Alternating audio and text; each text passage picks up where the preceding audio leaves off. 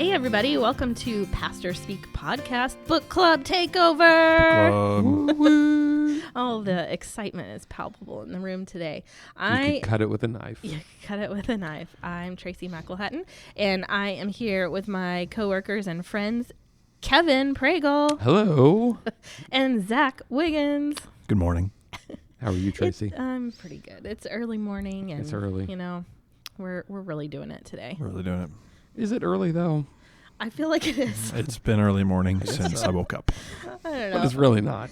Okay, well, we won't talk about that. It's 9:30. It feels like early morning. That's true. Yes. But anyway, we're glad to be back recording chapters 9 and 10 of The Worry-Free Parent. Kevin, how do you feel about this book so far? You've been liking it? I've been a big fan of this book. It's parts of it have been convicting and parts of it have kind of stirred my heart to the point where I'm like, I don't want to read this anymore because you're making me feel things that I don't want to feel. But I've been a big fan. It's given me a chance to kind of think about things that I do, things that I think, which may or may not be a good thing. But it's been very helpful for me so far. What about you, Zach? Yeah, I would say same thing. Lots of, I probably think that way. Mm-hmm. That's probably not good. But also some, hey, this was part of the thing that's encouraging is like, hey, I do some of these pretty well. And it's a good encouragement to have. So good. Yeah. There've been a couple times in this book where I've read the subheading and I'm like, that's not me. Like, I know what she's going to say, but that's totally not. And then as I read like her explanation, I'm like, okay, dang it, that's me. Okay, that's totally maybe I do that. Yes, absolutely. Well, I'm excited for this section of the book because it's all about hope for the future. And she really dives into some practical suggestions and just a lot more encouragement, less science and theory. So, which is great. Yeah, it's great. So there's some great things to talk about. But first, I just want to know, do you guys consider yourselves perfectionists? Maybe in parenting or otherwise? Ouch. That cut deep. Do you? I mean, in terms of I want the best for my kids. I want them to be good at everything that they do, and I want them to succeed in life.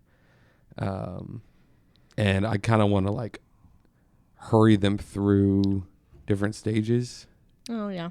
That makes sense. Yeah, probably. Yeah. I mean, in some ways. Yeah. Like Heartland, who's still 2 and cries about everything. Oh, you're fine. Well, she's 2. You're fine. Stop crying. Yeah. It's not that big of a deal. It's true. Yeah. And it's like, I just want you to get that stage where you're not crying about everything. Do girls cry about everything forever? I am raising mostly boys, so no, I don't know. Well, dang it, that was kind of sexist. sexist. Aaron, can you edit that out? That was not. Kevin, how often have you seen me cry? -1 times. Okay. Really? Yep. There was a time when I at saw least twice for a tear come out of her eye, and then she sucked it back in. Yeah. So -1. And she looked at you and said, if you tell anyone. I feel no pain.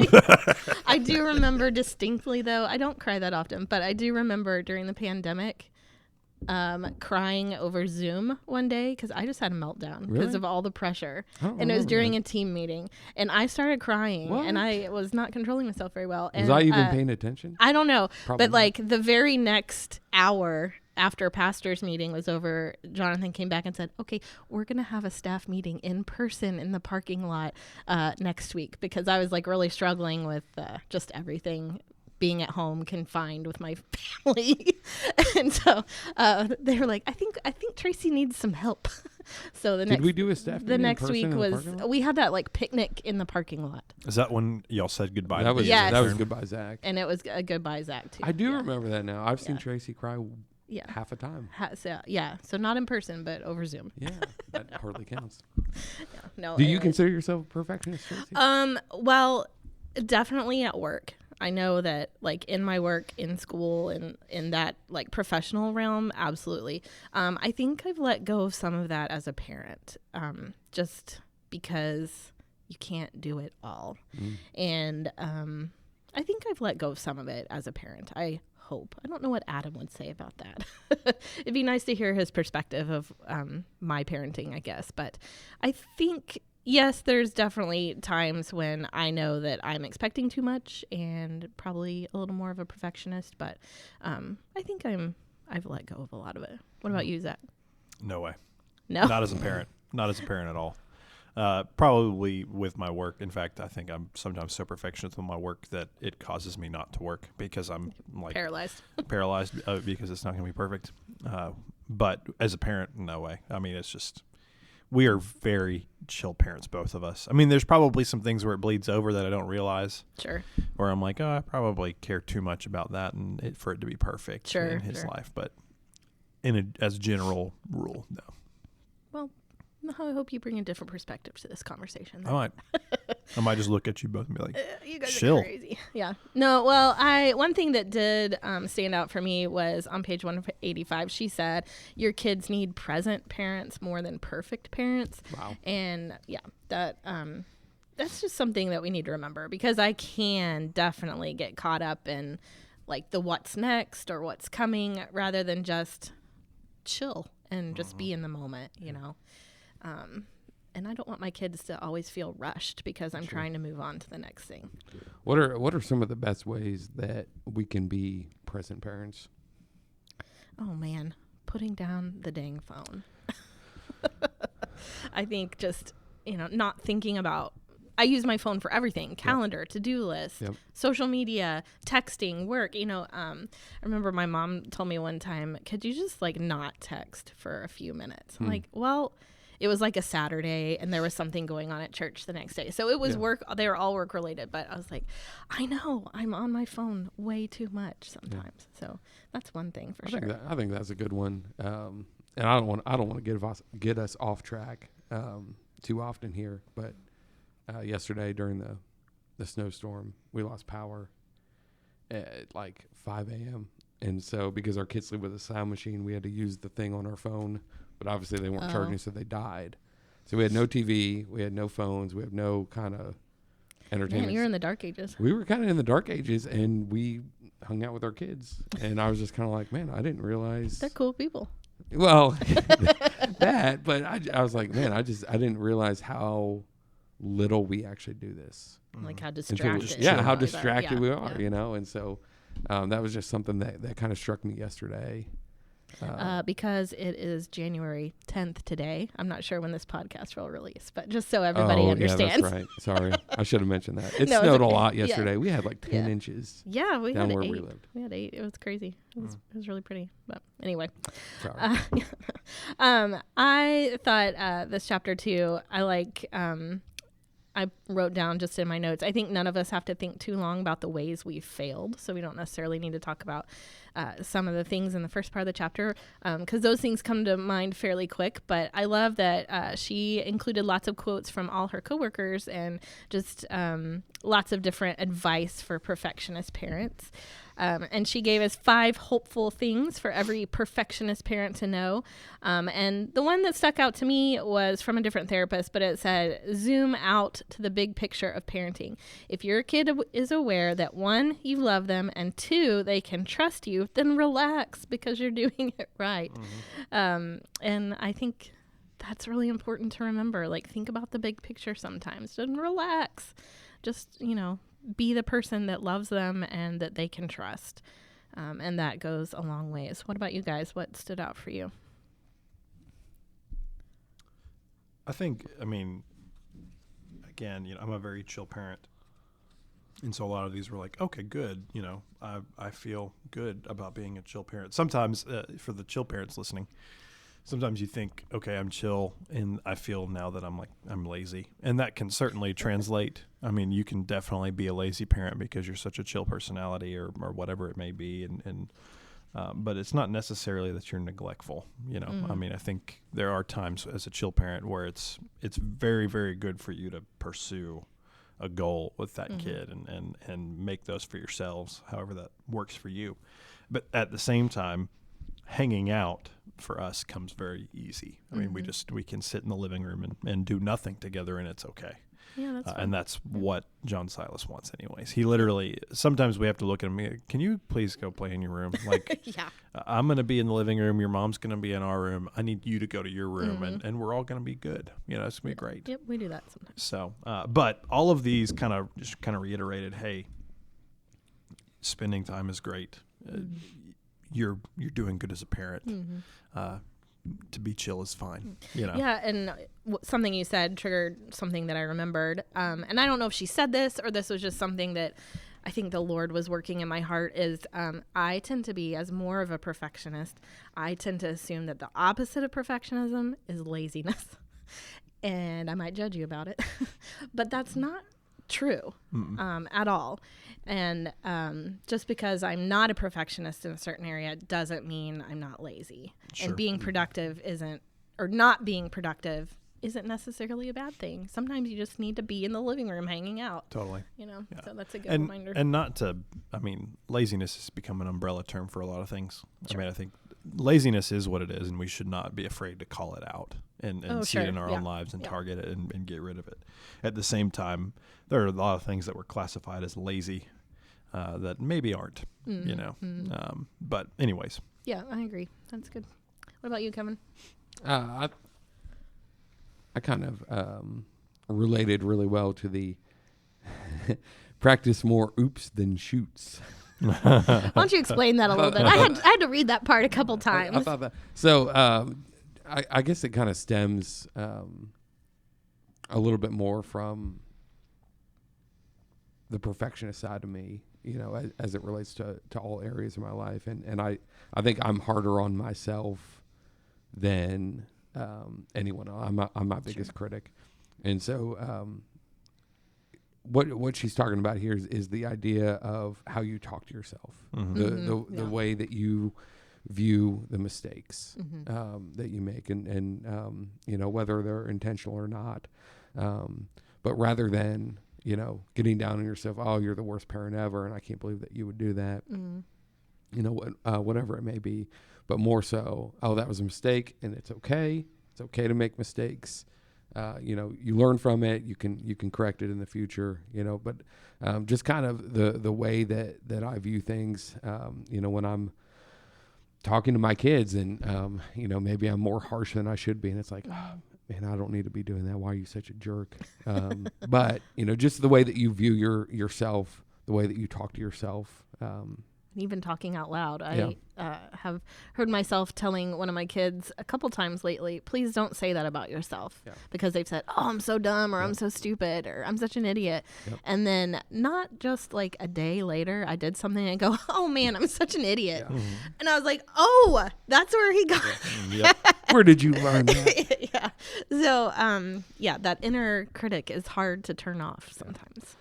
Just as honorable mention, I also like the first one that I don't want to get Good it wrong. parents get it right 50% of the time. 50% of the time. And I was just kind of like, man, that's a really low bar. But then as I was reading the section, it's like, hey, that's okay. Yeah. You know, it's okay. Yeah, I think that's the big thing of training yourself to, again, not with excuse for laziness, but training yourself to go, it's going to be okay. It's going to be just fine. I think a lot, I mean, and both of you just kind of mentioned something where a lot of you, of who you are, is your harshest critic. Well, your kids, even if you're not saying it out loud, definitely see that. Yeah. And I'm my own harshest critic, and that comes out in John Silas's life as well, where he's even gone, and you know, it comes out in his playing with Legos. You know, if it's not exactly right, he freaks out, and it's okay, hang on. Why are you doing this? And that's because if it's not exactly right for me, I freak out. And you know, whether it's with work or whether it's with something I'm learning an instrument right now, and that's annoying, but and not getting it right, he sees it and he's like, oh, wow, Dad's kind of a, you know, he's mad all the time. It's like, well, son, the mandolin is a lot harder than it looks, you know. But he plays with Legos and does exactly the same thing. It's like, oh, You two might be related. could be. Yep. It's possible. It's funny how we see ourselves and our kids, and we're like, why are they doing that? Oh, wait, I do that. I'm that guy. Yeah, and again, I mean, I think it comes out so much more than just words. It comes out in frustrations, and it comes out, and I think one of the best, examples of fatherhood continue that I see in a lot of different dads is the ones who are able to go, oops, my bad, and even joke about it, you know. Yeah. I don't know what chapter it was in now, but she mentioned something about doing something to fail together in, like trying something new or and I don't remember that was what a few chapter. chapters ago. Yeah. But that stuck out to me too, because I thought, I don't know that I would ever do that. Made you a little uncomfortable. It's like, a little bit. Like, why would I want to struggle? We that only much, dress to succeed here. Yeah. Well, and I see that in my kids though. They don't want to try new things if they don't think they can do it. Correct. Right. You know. And that's not good. Let's get some risk taking going. But anyway. So there are several great things to remember in this chapter, and things to apply. And she gave us 10 hopeful things to practice, and we won't go over every single one of those. But there were several things to remember. I had trouble narrowing it down in my notes. But again, along the same lines, one of them was failing in front of them, because I think it would be beneficial for my kids, especially as they're getting older, just for them to maybe hear some stories about how dumb I was in middle school or in high school, you know, just like embarrassing stories or, you know, things where we've made mistakes. I think for them to be able to see us as struggling people just like they are would be really beneficial. Well, something we've tried to include when we're parenting is saying the words, "I was wrong and I'm sorry." Yeah. And totally, those are not easy words to say, but it shows a child that you're not perfect, that mistakes happen, and there's the gospel that can be led to from that moment. So if you have a son like John Silas, he goes, "I know." Dang. Burn. He's like, yeah, you were.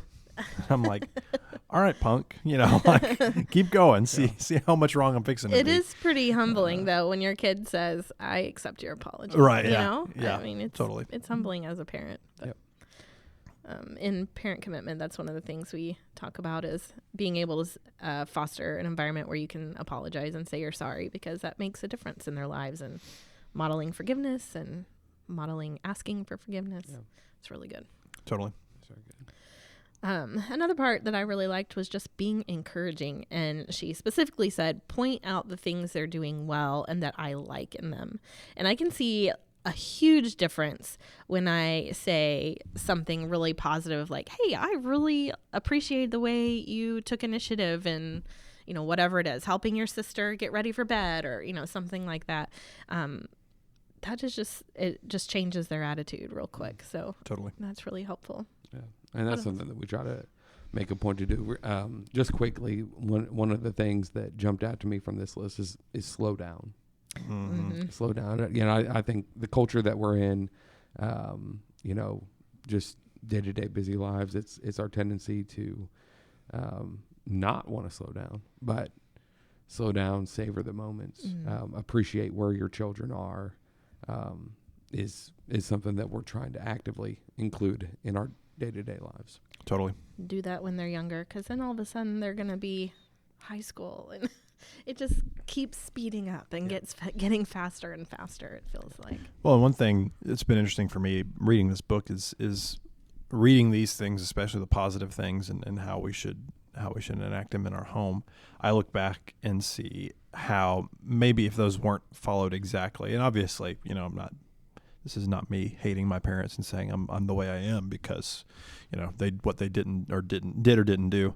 But at the same time, I can see how, you know, if one of these was failed in my home, it affects who the person I am now. Yeah. Absolutely. So admitting mistakes and being able to say I'm sorry. Well, I grew up, and I still struggle with it sometimes, of not allowing people to fail, like not just people close to me, but like leaders in my community and pastors that I've worked with, and looking at them and really expecting perfection from them. Yeah, because of all those things. And so there's so many things that we can look at this and see, I think, the longevity of how it's going to affect our kids and how they're going to be adults in so many ways. And so some of these seem really, really trivial when you read them, right? Hey, if you're a good parent, you're doing it 50% of the time, you're great. The slow down, the many other things she said in this chapter, I think all have a profound effect, even though they're just daily little things we choose to do in the moment. These aren't big decisions. These are me slowing down and saying, okay, how do I handle this one situation, or how do I change my attitude as a parent? This isn't a big decision making, but it affects big decisions in a really big way later on. When I think about like trying to create an environment in your house where your home is a safe place for your kids to fail, right? That I'm not entirely sure how to do that well, Me because I do have perfectionist tendencies and I don't want my kids to fail. But I cannot imagine how freeing that would be as a child and a grown-up child, just to be able to look back on that and say, it was okay to fail with mom and dad because I knew they were still going to be there and they were going to help me. Totally. I mean, goodness, I think that'd be life-changing. Yeah. Wow. Yeah. That's really good. Well, great. Well, anyway, let's move on to chapter 10, which the title of it is Let Enough Be Enough. And that pretty much sums it up.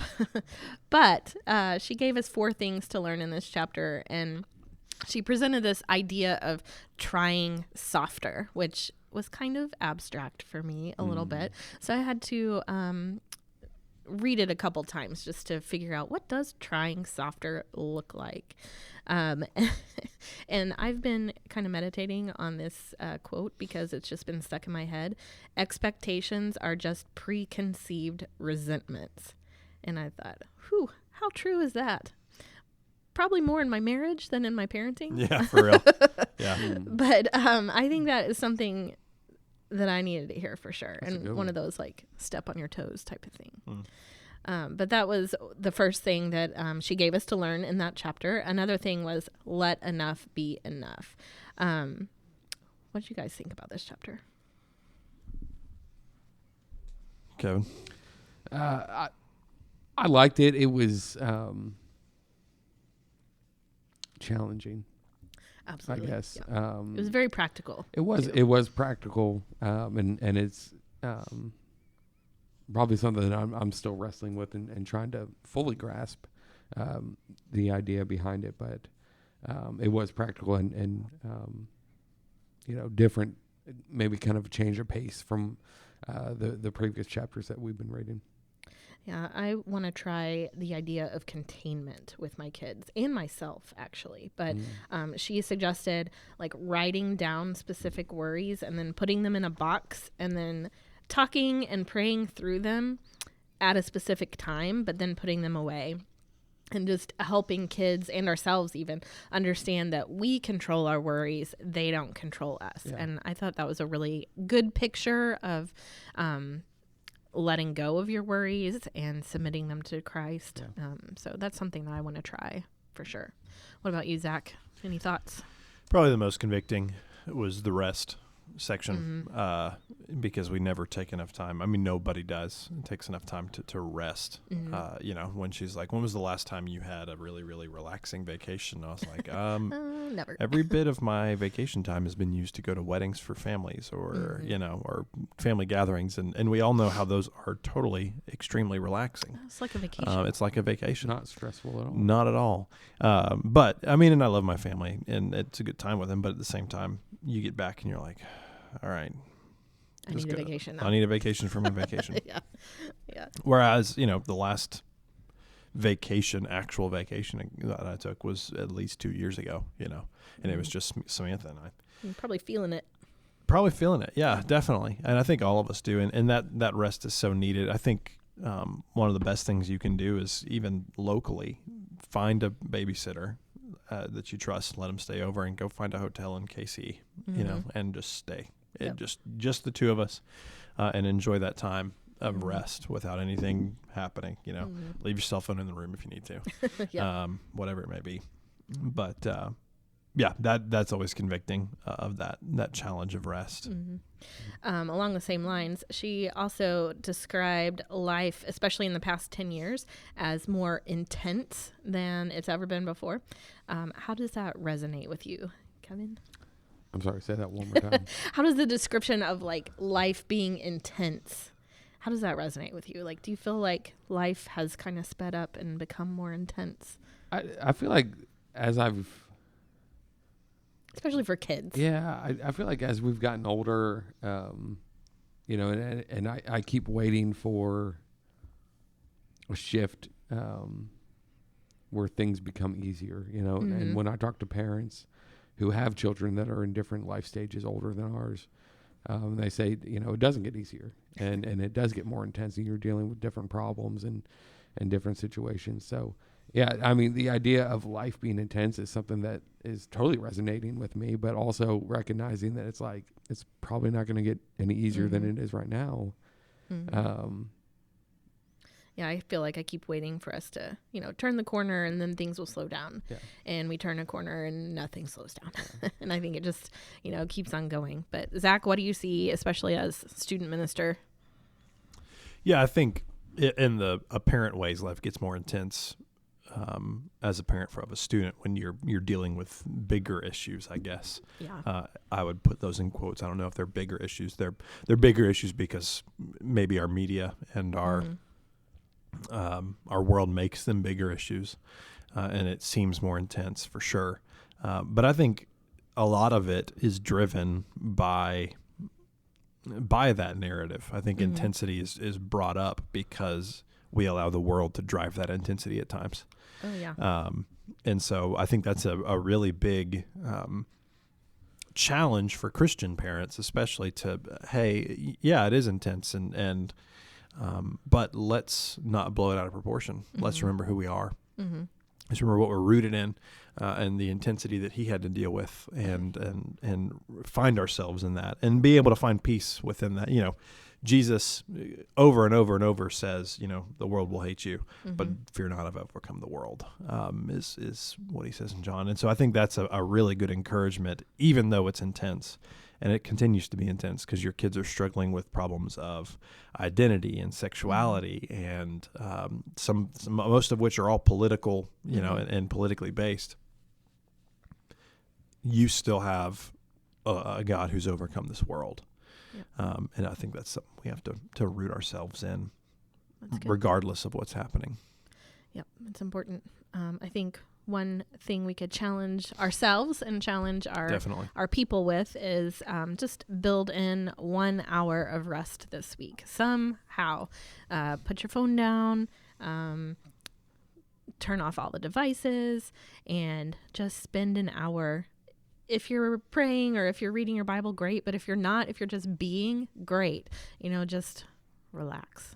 Yeah, I think there's really practical ways to do it. I think we over spiritualize it, like you said. Sure. If you're praying, that's great, and you should do it. And we all should be. And if you're reading your Bible, that's great. But how I've relaxed these past 2 weeks is I've read fiction. Me too. I read 2 books. Me too. I've read 2 books from the beginning of this year. Dang, we're awesome. Wow. My wife's a teen fiction junkie, and we have a lot of them at our house. Thankfully, we don't have Twilight yet. Oh, those are really good. Oh, you didn't just say that. All right. Come on, dude. This is devolving. Aaron, you can fast. edit that part yeah, out, right? Yeah. That's kind of embarrassing. Don't edit that out. It's okay. Everyone needs to know this about her. I like the Twilight series. Well, I'm just gonna say. Well, bless you. Because I don't have to think about it, and it makes my mind relax. That's true. I'm reading The Hunger Games. Oh, that's one I refuse to read. Why? Because you'll read Twilight, but not The Hunger Games? Yes. And this is my own personal conviction that I just get angry about. Adam has read Hunger Games. They're great. And he's seen all the movies, but I refuse to watch them with him because she is making money off of a story about sacrificing children as entertainment. But her story is about sacrificing children as entertainment, and that's how she's making money. And it makes me mad. But it's bigger than that. But okay.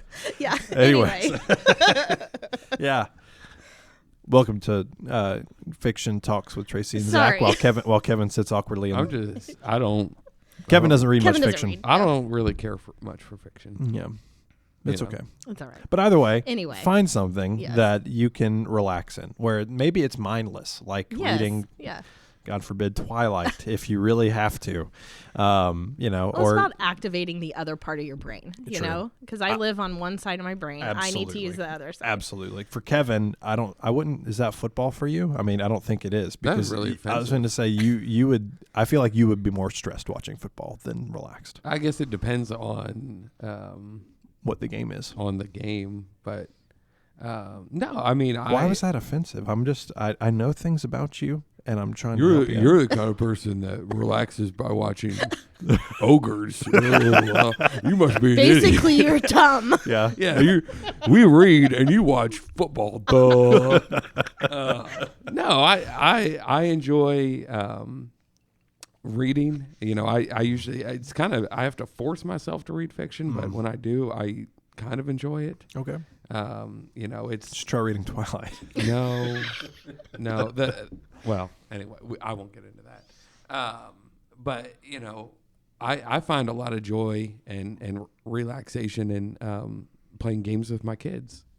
You know, that's something that our kids have really been into lately is board games and Cool. They haven't reached the super competitive stage. No, well, Levi has. If he doesn't win, does he not? Does he throw a fit? Does he? He's getting better at managing his emotions, but that's something that we enjoy is playing games together. You know, whatever it may be. But reading whatever. Yeah. But that's great. Having fun together and just Absolutely. Yeah. That's really great. Yeah. That's John Silas very got an restful. Xbox controller for Christmas. Just the controller. Do you already have that? I have an Xbox. Yeah. Okay. Now their plan is over the next 7 years to give them one buy one component part at a time. of the Xbox. Here's a yeah. power cord. We're getting closer, son. Here's a hard drive. Yeah, exactly. But we're playing through Lego Star Wars right now, and it's a blast. Oh, that's fun. It's a blast. Just having fun with him. So. My kids and they were trying to teach me how to play 2K Drive yesterday. Oh, cool. I was so bad. They're like, Mom, make it go forward. Like, how? It's so hard. I just want my original Nintendo controller. Amen. But anyways, no, it's really fun.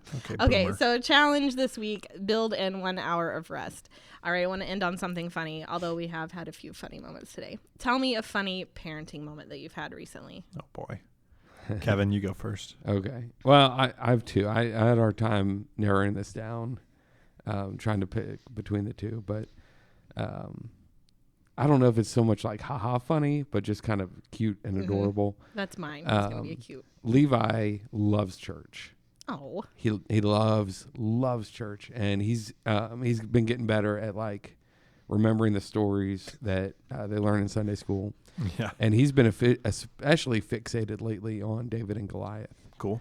And so anytime we go to the library, he has to check out David and Goliath, and I feel like we've checked that book out like 100 times. But Doing research. He's really getting to know the story. he's doing it really well, and he knows it really well. So Does he know that Goliath got his head cut off? I tell him that. Oh, okay. But it hasn't Doesn't registered resonate. yet.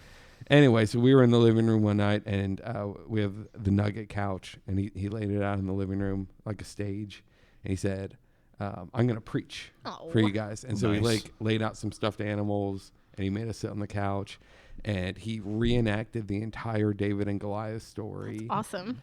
Even, to where Goliath, he says, got hit in the head, and then he falls down. Nice. Does he say, "Am I a dog that you come at me with sticks like VeggieTales?" Have you not No. seen that? Have you not seen that? What is that? It's The from VeggieTales. VeggieTales. Dave and the Giant Pickle. No, I've not. No. You should watch it.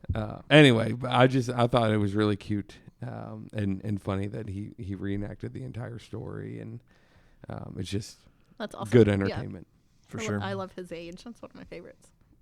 Well, some of you might think I'm a bad parent after I tell this story, but we were driving to my in-laws' house, and my sister and brother-in-law, that is, and they kind of lived out in the country at this time. And John Silas really hadn't spent too much time. We've lived in cities pretty much all of his life, so he's never really spent much time in the country. And we're driving through this really, really small, windy road in backwoods Tennessee. And he looks at the woods and he goes, "Dad, what lives out in the woods?" And I said, well, all kinds of stuff, buddy. Yeah. I said, but Activate mainly fears. rednecks, dude. Oh. And he goes, well, what's a redneck? I said, well, they're a very mysterious creature. And I just build this whole mythos around what a redneck is. And he's like, what do they eat? I'm like, mainly meat eaters.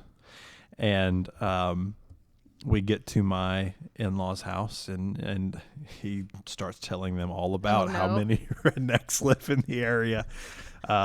And I mean, admittedly, I am from Florida. I know what a redneck is very, very well. They're in my family. I probably have a few redneck tendencies in myself, but legit was scared of the rednecks before going to bed that night. Oh, poor John Silas. And he's still every once in a while, because we finally convinced him it's like, it was a joke. Here's what it is. And he goes, he's still sometimes like, what about the rednecks? Oh my goodness, that's really funny. So That's a bad set. I do think less of you as a parent. You're after welcome. that. Yes, if you can't have fun. you gotta have fun, right? What about you? Well, mine's just kind of cutesy because my boys are at the age where, they like to respond back with sarcastic comments and say, ooh, sick burn. Nice. So that's the only stories there. But Abigail's finally getting to the age where she's walking, she's mobile, she's moving around. And we are at my in-laws' house for Christmas. And she had taken a nap in the pack and play and woken up, and I didn't know she had woken up from her nap, and her pack and play was like right next to the bedside table, which had a brand new pack of wipes on it, the only pack of wipes that I brought. And when I went in to pick her up, she was so proud of herself because she had picked up the brand new pack of wipes and emptied every single wipe into the pack and play. Getting them And all ready. Yep, she was surrounded by a pile of wet wipes, and her sheet was wet, and she was so happy. But it just made me laugh because we're at that stage. And then a couple days later, I was using the restroom, and I hear something at the door, and I see these little fingers underneath, and that's all I see is just little fingers. And I was like, oh, look, we're at that stage again. I forgot about that. We're getting into everything. Yes. So anyway, that is just my cute little awesome. toddler phase story. It's going to be awesome. Anyway, so it was great to chat with you all today about chapters 9 and 10 of The Worry-Free Parent. We will be back in 2 weeks to start talking about chapters 11 and 12 and finish out the book. So I'm looking forward to finishing it up with you guys. Thanks for joining us. Have a great week.